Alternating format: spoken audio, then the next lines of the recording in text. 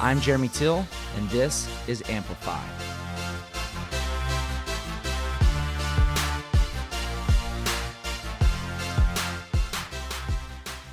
Darren Roberts is our next guest on the Amplify podcast. It was a pleasure to have him here. Through conversation, getting to know him, he has a really great perspective on life and how he's gotten to where he is. You know, being a law student, coach in the NFL, and now being a professor at the University of Texas of leadership, it really sets him apart with a vision for where he wants to go and how he's giving tools to students and the general population to get to the next level. He has a book in the works that will be coming out in 2017. It is so awesome to have him here and looking forward to even future conversations with him. Daron Roberts, you really personify what Amplify Podcast is about. And we've researched you, we've looked at your past and like where you're at and where you're going. Just kudos to you and what you've done. Thank you. You know, and I would really think that you are the self-starter that can change the nation. Well, I appreciate it. I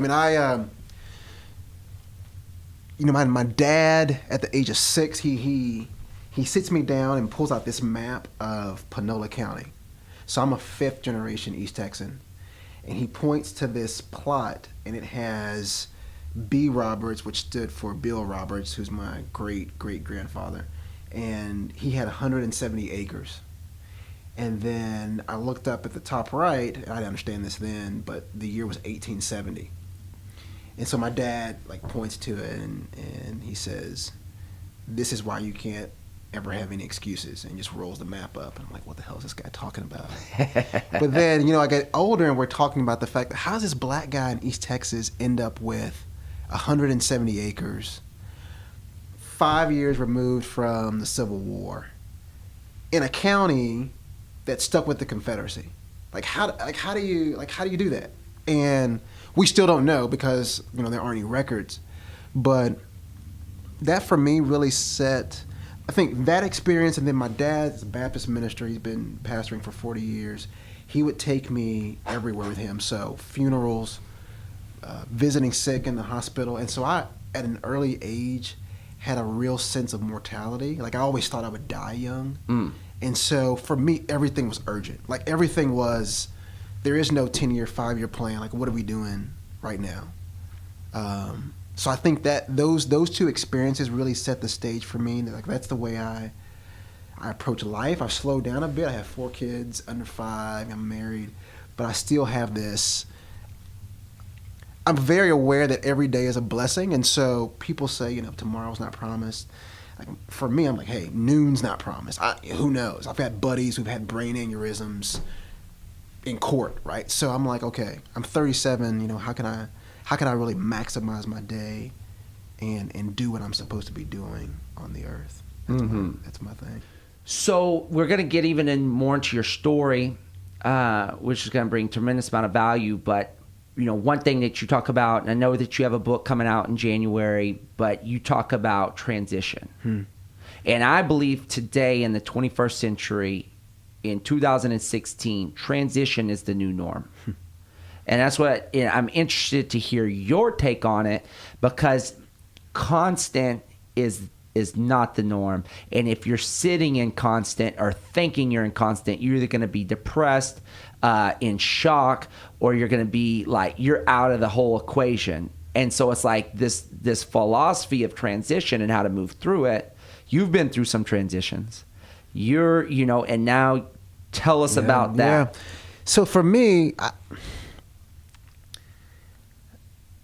when I think about transition, I'm a pretty risk-seeking individual, right? I don't calculate the downside. I always discount that. So one experience, I come out of UT. At the time, I was student government president. Kind of what the Bible says. I was puffed up. I was feeling myself, and I was a guy. And I was like, okay, it'll be 40. At age 40, I'm coming back. I'll be in the governor's mansion. I'll be the governor of Texas. That was it. And I applied to law schools. The only place I wanted to go to was Harvard Law School. They waitlist. Wow, I get waitlisted. And it was a blow to the ego. I'm like, man, what's going on? So I applied 3 more. I get waitlisted 3 years in a row. I go to the Kennedy School just to kind of bide my time, show that I can do the work. And then the fourth attempt, I get in. I get to law school, and I'm sitting in the class. So there are 550 people in each class. I'm sitting next to former SEALs, Miss Americas, brain surgeons, and we're talking about what people are going to do after school, and everyone's so risk averse. Like, I had people who didn't want to be lawyers, who were at Harvard Law School. Like, I really want to be a chef, or I really want to open up a gym, but this track looks it's proven. Like, everyone knows what it looks like, and I can kind of point to all of the milestones. I'm gonna go practice for 3 years. I heard this all the time. I'm gonna practice for 3 years, pay off some debt, and then do what I really want to do. And now, 10 years later, I'm going to my reunion next month. I would say 80% of those people are still doing the same thing. So for me, I feel like, one, people just lack confidence in the unknown. Like it's what I call kind of dinner conversation. People want something sexy to say at the happy hour. Mm-hmm. Hey, what do you do? Oh, I'm an accountant. Oh, I'm this, I'm that. So where people can automatically send that signal, okay, this person's legit. And I've never really given much credence to that, because I just think that most people are doing stuff they don't want to do. Like, they're in a profession and they're playing the game, and kids are in the right schools and they're the right summer house and all that good stuff, but they're not doing what they want to do. So I'm trying to, most of my life right now is devoted to how do you build people's confidence and comfort level with discomfort and risk. And so my book is about how I made the transition from law school to the NFL, and each chapter has pivot points, so lessons on how you can make those transitions, and just kind of looking on the other side and saying, it's okay, you're gonna live, right? Like, it's not I think we think it's like a 0-1 kind of death or life situation. It's like, no, there's a lot of gray there. So transition's kind of that's my area right now. That's where the Lord's leading me. Like, that's my passion. Yeah. I mean, and you talk about the Lord in that sense of, within the realm of the country, the state of, the global state. I think it's a preparation for people for what is to come. And we can come back to that. That's heavy yeah, right there. Yeah. And so we can come back to that. But I think that there's not there's like, oh, well, if the Lord's leading you there's a reason, for sure. And it's going to be needed. But talk about transition. You were at Harvard Law. And then this romance part of the football equation. Tell us about that. So Mount Pleasant High School, Mount Pleasant, Texas, has 12,291 people. East Texas. I played football. I was a first team all district, strong safety. I was 5'9", 160, like on a wet day. Yeah. Had an offer to play for Austin College, the Kangaroos, and instead went to UT. But I was like, no, I'm not gonna be a fighting kangaroo for my life. Where's Austin College? Up north, Sherman, right? Sherman. Oh, it's in Sherman. It's in Sherman. And in fact, there's a mayonnaise factory there. So the town smelled like mayonnaise on my visit. I remember this. That's a little bit different than Lubbock, though. Yeah. You went to Tech, there's a cow. Yeah. It's a different smell, right? It's a different smell. I was like, you know what? I'm just going to go to Austin. And so I went, and then one of my best friends was an undersized left guard on our team, was coaching football at Pflugerville-Conley, which is a suburb of Austin. Calls me up the summer before my last year of law school, and I was clerking at some law firms in Houston. He said, hey, man, let's take a road trip out to South Carolina. I've got to go work this Steve Spurrier football camp. I'm like, cool, yeah, we'll do it. So I get there. Another volunteer coach doesn't show up. They ask for someone to fill in. It's me. I get group 6, which consists of 120 sixth graders, none of whom have any athletic talent. I mean, they're all swagged up. I mean, they got wristbands, armbands. They're all the second coming of Deion Sanders. And I'm coaching these kids up. And it was the best 48 hours of my life. Like, that was one of the first moments in my life where I did not have to set the alarm clock to get up. And I remember going back to law school and getting to Boston, calling my mom, and I said, I want to be a football coach. And she's like, that's great. Is your law firm going to let you do that as a pro bono type project? And I said, no, this is I want to make this my career. My dad got on the phone. We prayed about it. I turned down all of my offers. So I had 2 offers, $150K for firms in Houston, turned them down first. And then I just wrote a letter to every team in the NFL and basically just said, look, I don't deserve to get paid for anything I can do for you. I'm just going to come in and work hard. And I got 31 of 32 rejections. So Belichick turns me down, Dungy, Gruden, Lovey. I mean, you go down the list. It got to the point to where I was putting the rejection letters up in my apartment. I mean, you know, my roommate and I thought it was kind of funny. We'd have a party for each rejection letter. Like, oh, the Chargers are in today, you know. And then Herm Edwards, who was coaching with the Chiefs, called me up in April of 2007 and said, look, man, I don't know what's wrong with you. Secretary, usually these letters don't reach my desk. The secretary just sifts them out. But she said, I don't know, this guy's kind of strange. You may want to look at it. I got a training camp internship for you. No pay, no benefits, 18-hour days. I said, I'm in. So I graduated in June, and I headed to Kansas City. And I went to Academy and bought a blow-up mattress, a little twin mattress. And I just set up shop in Arrowhead, and I pretty much lived there for 6 months. And I was going to be, you know, I said, look, I made commitments to myself. I had a sheet, and I said, one, no one's going to get to the office before I do. No one's going to be the last. I'm going to be the last one out of the office. And by the midpoint of the season, I want to travel. So that was the big deal then, was like being on the plane. And I want to just prove myself. And it worked out, man. I mean, I just got in there and busted my butt. And I shut up and listened. I think that's the main thing now. Like I've hired a few people. Just being willing to sit back and listen. Like there is a point, and I think this is tough for people in transition. Even if I was coming from Harvard Law School, but no one gave a damn about that. None of the coaches on staff cared about that, right? That wasn't going to help them on third down. They needed me to shut up. I was 27. I just sat in the back of the room and I just wrote notes. I just wrote. I review my notes at night. Pick people up from the airport. If we cut a player, I pack up his stuff, take it to UPS, put breakfast out, picked up barbecue. But I loved it, you know. And so that's how I got started. That's so good. That's so good. You know, I think that's even in my career at 34 going 35, you know, I've really hit a reset button on, you know, you get to a point where you get so filled up and you got to empty out and you go through those hard times and then to reconfigure to move forward. And my whole game right now is obedience and discipline. And finding coaches that are going to coach me and putting duct tape on the mouth and doing whatever they say. And that's tough for, I mean, because you've been in a management position for how long now? Well, my whole life. Right. I mean, but in the sense of authoritative, in the sense of where I've been, you know, really, really successful the last 7 years. But, you know, those, when you stall out, when you're on a plane in midair and the engines turn off and you look like you're going down, because you things aren't working for you, you got to recalibrate, you know. And so you should recalibrate.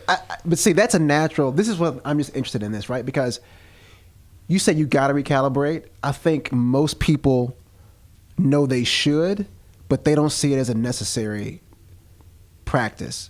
Like there aren't many people who are willing at 35 to humble themselves and say, I gotta go back to basics and just shut up and listen and soak up information and then make the next move. You know, I think that comes back to your previous comment about these people that are, you know, in their practice at the law firms and stuff. They have, when you're an entrepreneur, and this is a different life, is that you aren't in a bracket of proving that, yeah, maybe I'm in the law firm and I'm struggling along, but I can let the firm pull me ahead. You can coast, you can sit back, you've paid your dues and like kind of like, okay, now I can coast a little bit and no one's going to see your slump. When you're a CEO of your operation and you're sliding back, the company's sliding back because you're the helm. You're running. And so, you know, you don't have the, you know, the pleasure of doing that. And so it's a little bit different. And I think that's why entrepreneurship in America as a whole, when we see small businesses, is kind of, we've talked about this with other guests too, about these millennials, if they're really willing to take that risk, you know. And so anyways, I think that I didn't necessarily have an option. And again, going back to prayer and what I really learned is that, it's the disciplines. Because I got this story over here about, well, I worked out this long, I should still maintain a fit body. It's like, no, show up, eat the diet, do the workout, get educated. And so I'm just completely a student to the systems. And it's funny because when you look back, when I go to a lot of leadership development, and they say, look back at when things were working, what were you doing? Well, when I was being filled up by other leaders, other books, because I was eating it up, trying to learn, I was energized by their energy. When you were out front thinking you got it all in, there's nothing that's kind of buffering that system to get you charged up. It's just like you kind of like, I don't know. You kind of, like I said, stalled out. So anyways, it's been an interesting part of the process. I think that's what got you to success, because when I talk to young people that are wanting to get into a space, there's no like, well, I'll do it for free. I'll do whatever it takes. It's like, well, how much am I going to get paid? Well, if I'm not going to get paid, then I'm not going to do it. And, there's another book, The Go-Giver. I don't know if you're familiar with The Go-Giver. Someone else recommended this to me like 2 weeks ago. Yeah. Who I don't know off the top of my head. We can get a check on that, but it's going to come to me. Berg, Bob Berg, I think, wrote that book. Okay. I think it is. I know his last name's Berg, okay. But it's a great book, and he just talks about that process of pouring in, and that's when I got started with my business. And I was in Austin I had no network, I had nothing. I was going to all the Jack and Adams. Jack had the triathlons. I was volunteering at the triathlons. I was going to the 5Ks. I didn't even have money to run the 5Ks, so I would, what they call back then, bandit. I ran them without paying. I started, I jumped in, I ran the race, and I got done, and I networked, and I met everybody that was at the races. I go to Whole Foods, all the people that were in health or looking at Whole Foods. I didn't have any money to spend at Whole Foods. So I went, and they had the little ice in the water cup. I'd pour my thing up. I might buy a 99-cent water and hang out. And I would walk up to people like, oh, you look fit. You should try my program, CrossFit. I think you would like it. And that's like, and how I got started. It was literally that, going to Vista Print, where they give you free business cards and they have the Vista Print on the back. But I just would make those and hand them out to people and invite them to stuff. So I think what you're saying is definitely, the same kind of tools to get you to get off, from ground zero to start moving. You gotta put the work in. This has been heavy on my heart, because I'll have people come to me and say, hey, I'll pay you to coach me out of this profession. Again, I want to be a chef. I'm an accountant. I want you to coach me. And I keep a lot of stats just on where people fall off. And it's usually around that 25% mark. Like, it sounds good. But then once you say, okay, you need to save X amount in order to be able to transition from this high-paying profession, because you got to go back. None of the chefs care, what your spreadsheets look like. So you're going to have to start at ground zero and take this class and like, wait, hold on. It's like, do you really, it makes you wonder, do people really want, like, I think they want the outcome. Like, it looks good. It's sexy. It's Instagram pics. I mean, that looks, it's got all the damn filters, but it's like, are you really willing at the end of the day to get up early, go somewhere, get filled up, shut your mouth, come back, write notes, review, repeat over and over and over? And I don't think that's tough for people. Like, it's tough. Yeah. Man. Well, let's get back into your story with the Kansas City Chiefs, because I know from the Chiefs you went to a few different ball clubs. Yeah, so I volunteered for the Chiefs. First game we play at Houston. So I'm the copy guy. I make copies of the plane manifest.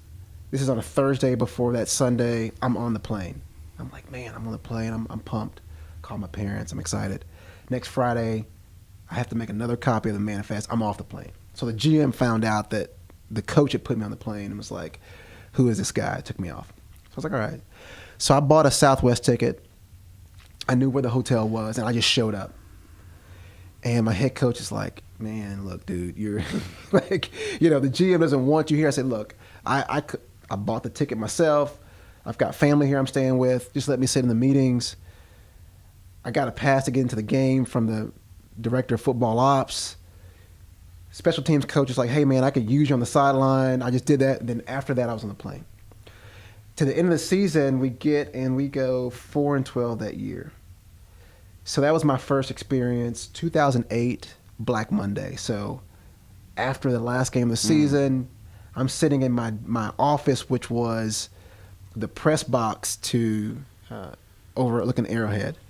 And I see these guards coming up with these dollies, and coaches are walking out. I'm like, man, what's going on? And I'm like, man, people are getting fired. So literally, you get fired. You've got a few minutes to pack up your stuff. Guards take you out with a dolly. Make sure you don't take anything off the computer. Secretary comes to my desk. She's like, Coach Edwards would like to see you. I'm like, man. So like, I'm thinking to myself, like, I can't get fired. Technically, I can't get fired, right? Like, I've never been hired. So like, in 2007, if you Google Darren Roberts, Kansas City Chiefs, nothing would come up. I wasn't in any of I snuck into this team picture. Like, I was nowhere. And I walk in, the conversation, Coach Edwards is like, hey, we really appreciate your contributions. I'm like, man, this is it. And then he slides a piece of paper across the table and he says, welcome to the NFL.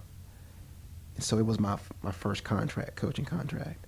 So I cried like a baby. I kind of played it cool, and then I went in the bathroom and I was like, man. So I worked that next year. We went 2-14. We all get fired. My defensive coordinator takes a job in Detroit, took me with him. And that's when I made my big jump to assistant secondary coach. So I was coaching the secondary with another guy. 2 years in Detroit. Then I spent 2 years in West Virginia. I coached receivers the first year, DBs the second year. Then I went to Cleveland, 2013 season. We went 4-12. Like, I promise it's not me. It sounds like wherever I go, right, you got this like 4-12. 4-12, owner walks in the day after Black Monday. Hey guys, listen, everyone needs to look for a job. You're fired. And I went home and I'm scrambling eggs. My 3-year-old son walked in and he looked at me. He said, "You eat breakfast?" And I'm like, "Yeah, Dylan, man, sit down, man." And he comes back and he's like, "You eat breakfast?" And I'm like, what is this kid talking about? And then I realized he had never seen me eat breakfast. So I was living in Cleveland. Even though I was a coach, I was sleeping at the office Tuesdays and Wednesdays for game planning nights. I don't care if we were home, away. I wasn't at home on Saturdays and Sundays. I was getting to the office at 5. He had no clue I ate breakfast. Like, I broke down in my kitchen and I thought to myself, I'm spending all of my time with other people's sons. Like, something's not right. So that's when I called UT and I said, listen, I've got a syllabus. I used to just randomly, like, one of my pastimes was making kind of these mock syllabi of stuff that I would teach, like courses on famous words before you die, leadership in sports. And I came back and started teaching in 2014. And then time out. Yeah.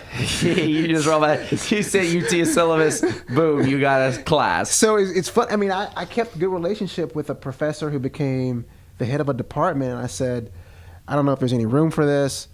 I have this leadership strategy and sports class syllabus, and essentially it looks at how commissioners and GMs make leadership decisions. So take Deflategate, take Donald Sterling and the Clippers owner, and how do you decide what are you going to do if you're the owner of or if you're the commissioner of the NBA. And I built these case studies out, and I got a response back, and he said, what's funny, we were just talking about wanting to offer more leadership classes, and we think sports is probably the best context to start doing that. And he said, can you start up in the fall? And so threw our stuff in a U-Haul and drove from Cleveland to Austin.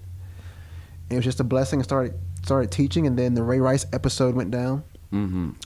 Commissioner Goodell came into town to meet with Charlie Strong and talk about leadership and character, and his office asked if I would sit in on that meeting. And I was sitting in this meeting, and so you've got, the $42 million Roger Goodell, you've got the $6 million Charlie Strong sitting there, and all they're talking about is how can we start to train athletes before they get to even the collegiate level in leadership and character, because they're hooked because of the sport. They love ball. But how can you use that setting to teach these lessons? And it hit me. I said, you know what? People assume just because you play a sport that you're getting leadership lessons.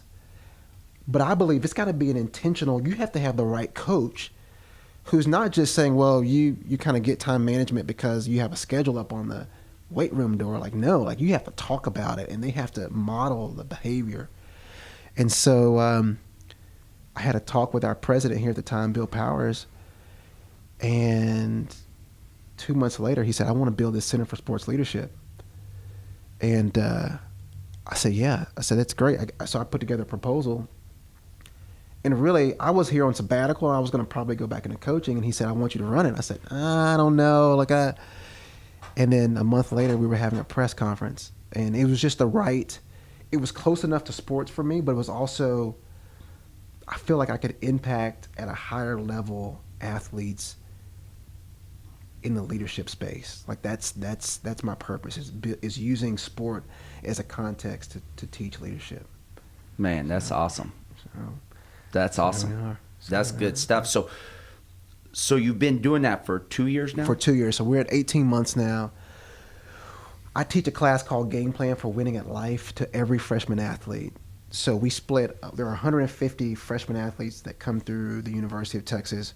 We split them up into groups of 50, and then we match them with a non-athlete. So I'll teach a class of 100 students, and I have 3 foundations. So it's connection, and under connection, we cover vulnerability and empathy. So that's always a starting point. And then from there, we go to resilience, and we talk about grit and mindset. And then from there, we go to influence, so storytelling and effective communication. And the last piece is financial management. But, there we're really doing a deep dive into leadership. So we talk about vulnerability. I have an exercise where I'll match an athlete with a non-athlete. So I'll take the 6'10" center from the basketball team and put him with the 5'5" Kyle Mega from Dallas. So there are these 2 statues on campus. One's MLK and one's Barbara Jordan, and I'll have 2 partners. You have to lead your blindfolded partner from one statue to the other. And it's about a quarter of a mile, and then you flip and you go back. And you do a pre-write-up, what you think is going to happen, then a post-write-up, and you have you'll have the sorority girl saying, I didn't want to hold this guy's hand. I knew that probably the best way for us to get from point A to B was to hold hands. But I was uncomfortable. There aren't a lot of black folks in my high school back home. So we decided just to hold each other's backpack. And then one girl says, hey, I was going down the steps and I slipped and he caught me.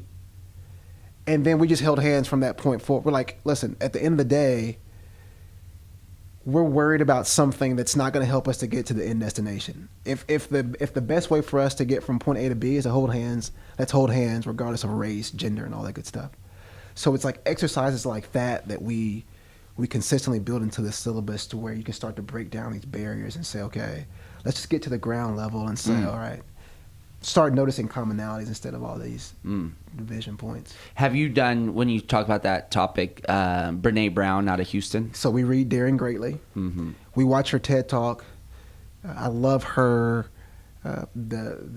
She narrates this cartoon clip. It's about 2 minutes on empathy, which is great. So we start there. And, I always, on my podcast, I ask people, what's the book you haven't written? And for me, it's empathy in sports. So how do you take, and it's crazy. 7 years ago, when I was sitting in the meeting room for the Detroit Lions, I would never have thought about vulnerability and empathy as being necessary components of a full athlete. Football. I mean, that's probably the last frontier of a sport where you would think vulnerability and empathy would fit. But man, I'm all in. I think that's the starting point, because we have so many people putting on these facades. Mm-hmm. And so you're not even dealing with the real person. You're dealing with what you see on Instagram and Facebook and what they promote, because no one's willing to break kind of pull the barrier back first, right? It's like, oh, hold on, am I getting the real you? Probably not. I'm gonna keep mine up. Mm-hmm. So that's a starting point for us, is always vulnerability and empathy, and I think Brene Brown's done an incredible job in that space. Oh yeah, I got to listen to her speak at South by this past year, and went through her audios. I mean, she's really touching a nerve, I think, with all of society there. That's great. Yeah. And so you work with Coach Strong? With Coach Strong. So we have the class for our freshman athletes. Then we built out financial literacy training programs for sports. So we'll go with Coach Smart, take his basketball team, and we'll run scenarios to say, all of them think they're going to the NBA. But we'll say, let's just imagine that you don't. And you have to go back to Houston ISD and teach biology. And you have $40K you're making. Let's talk about federal taxes, state taxes, budgeting. So we play these different scenarios and games we build out to show them, hey, you think it'd be great to play for Golden State. Well, do you know at your income bracket what your state taxes would be in California? And it's the first time, what I found is that the high school curricula, with all the standardized testing, there isn't a lot of room for leadership, financial management, like the stuff that actually is going to probably push you forward more than some of the content that we're teaching. You're not getting it in high school, so a lot of times this is a matter of first impression. So we do that, and then we bring speakers to campus. We had Mia Hamm. We've got Kevin Durant coming to Austin September 9th. Now, will that be public or just for your students in a class? It'll be public. So the Durant event will have 800 non-ticketed. You'll be getting an invitation to that, and that's where we'll bring prominent athletes in and say, what do you wish you had known as a freshman at Texas? Mm-hmm. What's the most difficult conversation you've had with your mom around sport? Because what I also know is content coming from the KDs go a long way. Like, I can say a lot of things in a classroom. If Durant says he wished he would have learned how to budget as a freshman at Texas, it's going to stick. Mm-hmm. So we're bringing prominent athletes to campus on a consistent basis to get that out. And then quickly, we have a program called Captains Academy where we bring the varsity captains from Austin to UT once a semester for leadership training. So we've started that. We've had 120 kids go through the program. From high school? From high school. So all 12 high schools in AISD have sent their captains of their varsity sports, boys and girls, to campus. So we're trying to change the culture around leadership. I mean, it's one of those things where I just believe in rolling the programs down the hill, learning, assessing, calibrating, tweaking, go back and doing it again. So we're getting some good feedback. I think we're reaching a lot of people. That's so exciting. It's been fun. It's been fun. So tell me, so you have your book you're in the process of working on right now? So it's done. So it's written. The book's called, the title's called an Audible. And it essentially starts from my last year of Harvard Law, and it goes until I get my first contract with the Chiefs. And each chapter is a lesson for people who are wanting to transition, whether it's from college into a new profession or whether it's from, being an accountant to becoming a chef. I keep using this example because I have more people reach out to me who want to be chefs. It's amazing. Like, that's been their passion, but of course it doesn't pass, sort of the test when you go to dinners and happy hours and receptions. And so it comes out January the 10th. It'll be on Amazon and in bookstores. So is that how are you publishing, or did you? So Greenleaf Publishing, based in Austin, really good team. I told my wife, I said, listen, now that I'm not coaching, I'm going to devote 25% of my time to writing. And I'm going to hire a team we're going to work on it. So I started in October of last year. We finished the manuscript in March of this year, of 2016. And I just got the final proof back last week. I'll have hard copies in my hand October the 15th. So I would just get up. I have like a mild sleeping disorder, so there's a great.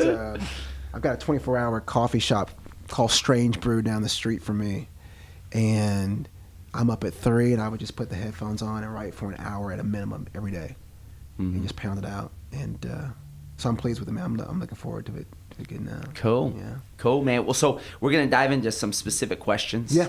And first one is, what was one of your major struggles or challenges, and how'd you overcome it? One of my major struggles was I really struggled with not wanting to be viewed as white. So my mom was a third grade teacher and an elementary school principal. I grew up in a very structured home, Baptist minister, elementary school teacher. When I was in kindergarten, my mom taught me the first grade curriculum when I came home. And so for like the first 3 years of school, I was a year ahead. But I wanted to hang out with the cool kids, and I was in a gifted and talented program. I was one of 2 black kids in a class of 30. So sport for me, football for me was a way to wear the Jordans and be around the kids that I wanted to hang out with. And I found myself, my dad overheard me talking, I would intentionally not enunciate my words when I was talking to other kids because I don't want them to call me white. Like, are you trying to talk white? And my dad, I remember one time he overheard me talking. He said, just be you. He said, be you. And I got it. Like it clicked because I knew he heard me, and he said, just be you. And so that's something that I struggle with. And finally, I just built a comfort level with saying, okay, listen, there's nothing wrong with being educated. And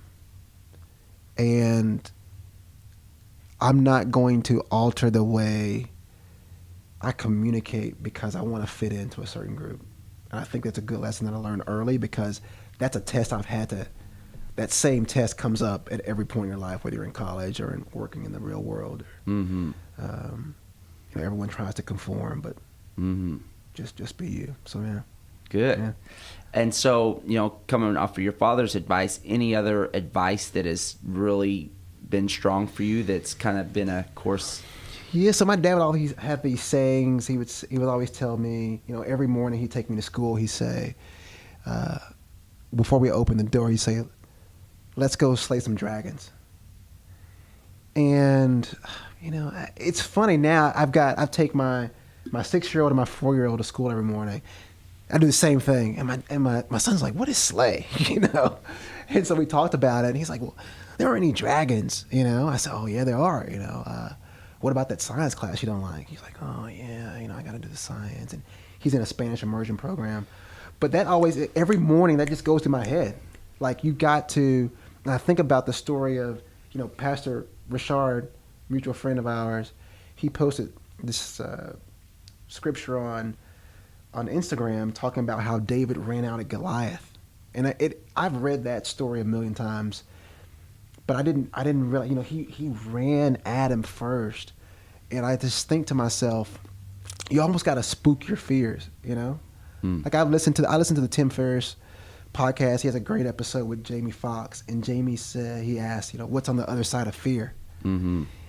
And you think about it, you're like, you go back and you backtrack, you're like, wait, why was I so afraid? Like, I lived, I'm okay, I got all my limbs, it's good. Everything's all good. So I think slay your dragons. And my dad always say, it's just nice to be nice. And he kind of said it so much that it became a cliche, but then the older I get, and you talked about this, right? When you're in this Gmail, Facebook mode, get to this next meeting, go to this next happy hour, it's easy to just be a jerk to people. And I have to intentionally slow myself down and say, okay, whether I'm checking out at Starbucks or whether there's the crossing guard, say hello. How's your day? And like, not one of those, how's your day, but you're just waiting for them to stop talking so you can get in the car. It's like, that's forced me to really slow down. So those have been 2 pieces of advice that I've that really have benefited me. Mm-hmm. That's good. I know Gabrielle Reese talks about, be the first, to introduce, be the first to step forward, be the first to take that, open the door, be that in any situation, which is just to reach, as a big thing in humanity, today in our culture. That's powerful. And so, and then moving towards books, podcasts, movies, anything that, you've mentioned a few of those things that stand out, that are major impacts or influences on you. All right, so I got a list. Good. I think The Alchemist is a book, Paulo Coelho. This is the book, at the end of every class, I always have kind of Darren's top 10. This is the book for people who are trying to figure out they need an encourager in terms of transition or chasing their dreams. The Alchemist is a must read. I think for a book for people who are trying to figure out where they fit into the world, Malcolm Gladwell's Tipping Point is a book that I would recommend. I think it's a good kind of survey of people and how they interact with each other. Podcast, I love Revisionist History by Malcolm Gladwell, really deep dive on some interesting topics. The Tim Ferriss Show is good. Hack the Entrepreneur is a good one that I found. And I like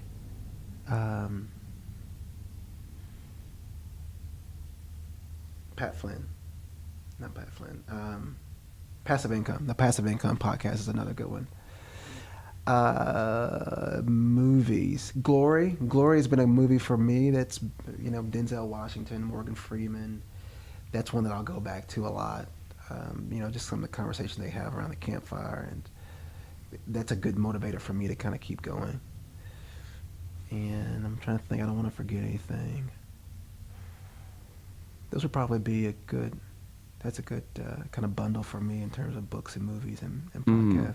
Well, as a professor of leadership, is there any leadership in educators that you look to for guidance or who impact your philosophies? Yeah, so this is a good one. So I think the power of habit.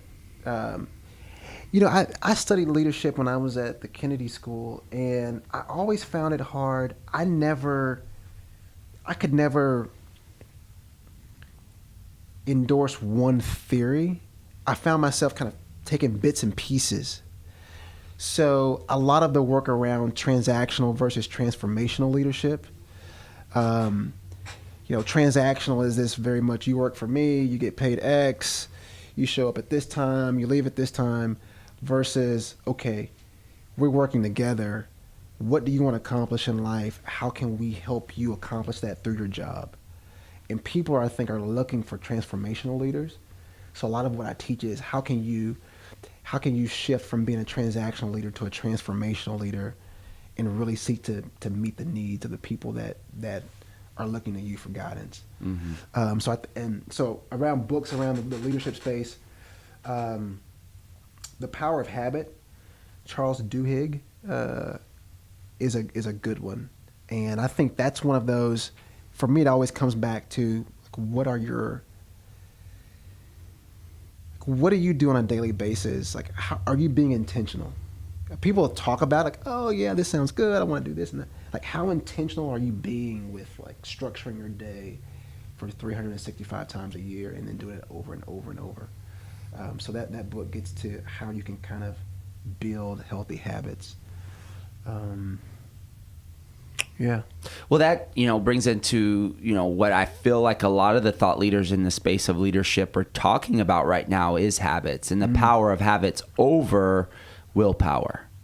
And it's kind of like, and I think that's hitting the core today about, what actions are you taking every day? So that totally makes sense because, this finite amount of willpower that you have, which I think is important because you can't take one out for the other. But if you have habits with willpower, you can break down some major walls, especially if you're that repetition over time. Yeah, I think it's, I have something that I call no-fly zones on my calendar where whether it's writing, whatever those functions are that I'm trying to reinforce. So for me, I feel like I've been put on this earth. I used to think about position and title. I was going to be governor. I was going to be a head coach.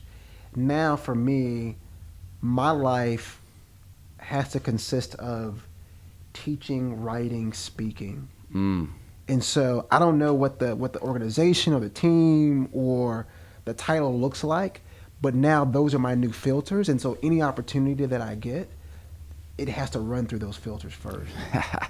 That's so powerful. I mean, just from my own experience of like, you put this title on a mantle, or you put this vision out where you're going, and then you find out you're on the wrong path. And so it's like, and you look up and you're like, man, I got all the way here, or I was working there and that wasn't it.